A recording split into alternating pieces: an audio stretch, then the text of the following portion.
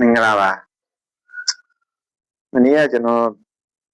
ပြောတဲ့ဒီယဉ်နှိပ်မှုကိစ္စလေးကိုဆက်ပြီးပြောချင်လို့ပါနည်းနည်းလေးအတူတူပြန်ပြောရမယ်ဆိုလို့ရှိရင်တော့ဗျာတကယ်ရင်းကရုံးကနေအပြန်ည9နာရီလောက်မှာလမ်းစုံမှာယဉ်နှိပ်မှုဖြစ်တယ်တစ်ဖက်ကသူကဝင်တိုက်တာဖြစ်တယ်သို့တော့သူကလမ်းတွေရအတွက်တစ်ဖက်ကလမ်းမပေါ်ကနေရှင်းနေမောင်းလာတာဖြစ်တဲ့အတွက်ကြောင့်လို့ယဉ်လေးကုန်ကြစီကိုသူကတေးရွာနဲ့အခြေအနေမျိုးရှိနေတယ်အဲ့ဒီရွာမှာလည်းသူကားကသိန်း450လောက်ပုံမှန်ဖြစ်ပြီးတော့တခြားကသိန်း150လောက်ပုံမှန်အခြေအနေမျိုးရှိတယ်ဆိုတော့အဲဒီဒီပေးရမယ့်ပမာဏကတော့မနည်းဘူးပေါ့ဗျာ။သို့တော့အဲ့ဒီတို့တော့အရေးကြီးပါတယ်ငယ်ချင်းအတွက်လွန်ခဲ့တဲ့6လလောက်ကကျွန်တော်နဲ့သူနဲ့ဆုံတဲ့အချိန်မှာသူကဒီတကယ်ချင်းမော်တော်ကားမှကန်ထားလားဆိုတော့သူကမထားဘူးတကယ်ချင်းဆိုတော့မထားဘူးမလို့နဲ့တကယ်ချင်းဒီဒီကမှုဆိုတာကအခုအချိန်တွေကအတော်များတယ်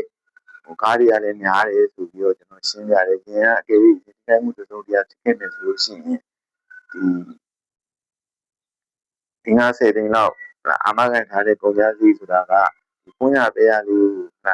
ပြန်လုပ်နေတော့မှအနည်းဆုံးဒီ50သိန်းလောက်ကကုန်သွားတာအဲ့တော့ဒီဒီကမှုပြင်မာနအနေဘူးအဲ့တော့အာမခံတော့လုတ်ထားတဲ့နေရင်းဆိုတော့ကျွန်တော်တေချာရှင်းပြတဲ့အခါကျတော့ကျွန်တော်မိတ်ဆွေလည်းတကယ်ချင်းလည်းအာမခံထားပြသွားတယ်ဆိုတော့သူ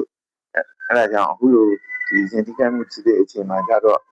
တကယ်ချင်းအနေနဲ့ဒီကုန်ကြစရိတ်နော်မိမိကားပြင်ဆင်စရိတ်ကိုတခြားကားပြင်ဆင်စရိတ်ကိုနောက်ပြီး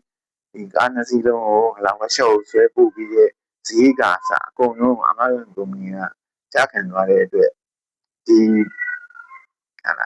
တကယ်ချင်းအနေနဲ့သိန်း200လောက်နော်တက်တာပြီးတော့နောက်ဆုံးဒီကိစ္စကိုဖြေရှင်းလိုက်နိုင်တယ်ဆိုတာလေးကျွန်တော်မိတ်ဆွေတို့တည်ပြီးလို့ပါတယ်မိတ်ဆွေတို့လည်းကြံပြီးလို့တာကတော့ကိုမမတော်က